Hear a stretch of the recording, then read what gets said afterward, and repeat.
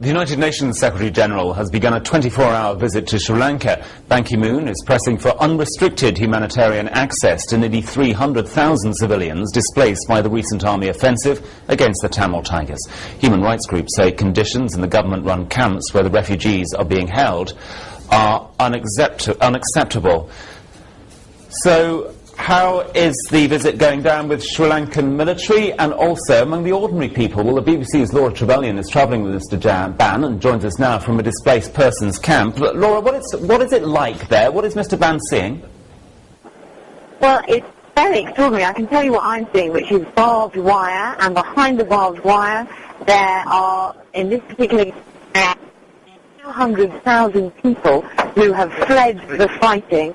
And what's happening that the UN is so concerned about is that people have come here, and now the Sri Lankan government, which is running this camp, and there are Sri Lankan military people all over the camp, very keen on generally against people, but people now can't leave this camp now that they've got here.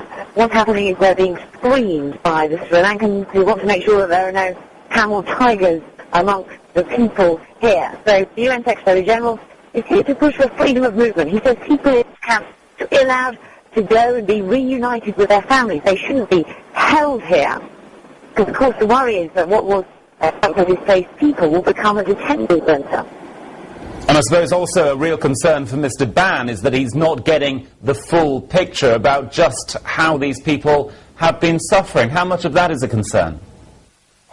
Well, I mean, it'll be interesting. We've only just really arrived at this camp, and Mr. Ban was taken to have a briefing by the Sri Lankan authorities. Most journalists stayed outside because we wanted to try and get a picture of the camp, but we're about to go to what it says on the programme is a model village, which gives you some idea of how the Sri Lankan authorities are trying to portray this particular ban. They want to show the outside world that there isn't a problem, that they're running these camps very well, and yet the UN is saying that they need to give the United Nations and other international agencies full access to the people in these camps so they can be helped. So Mr. Ban really bringing two messages, that message about freedom of movement for the people in the camps, but also he's going to meet Sri Lanka's president later today and push him to make real moves on political reconciliation so that there will be a settlement, a lasting political settlement which will give Tamil people real political rights. Otherwise, the UN officials are fighting will simply at some point begin anew.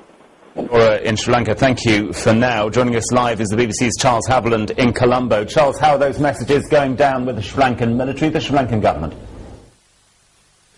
Well, the message about letting people out of the camps, I think, is something that the Sri Lankan government has very much taken on board. Its officials have said different things at different points. One official was quoted this week as saying that some people might stay in those camps for up to 2 years, but then the very next day, a joint statement by Sri Lanka and India during the visit of two senior Indian officials said that the government here had prepared a 180-day plan, which is 6 months, to get what it called the bulk of the refugees out of the camps and back home. In other words, that would be before the end of the year. There are, of course, big tasks ahead, particularly things like demining and just rebuilding, because most of the north is ravaged and completely depopulated, completely devoid of people. So that is a big task, but the government says that it is now committed to getting people out of those camps sooner than it had previously been saying. Mr. Ban is also calling for unity within Sri Lanka. Is there any sort of political moves really to unite the country? Are those forces there yet? That has very much been the message this week in the victory declaration by the President and a speech that he's given since then as well.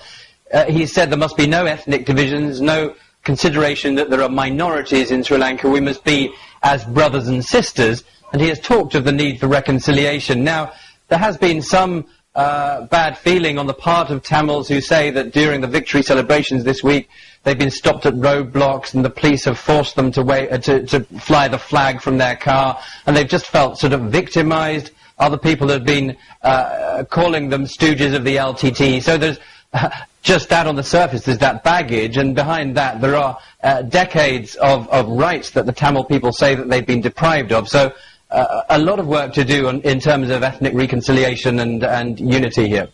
Haviland in Colombo, thank you.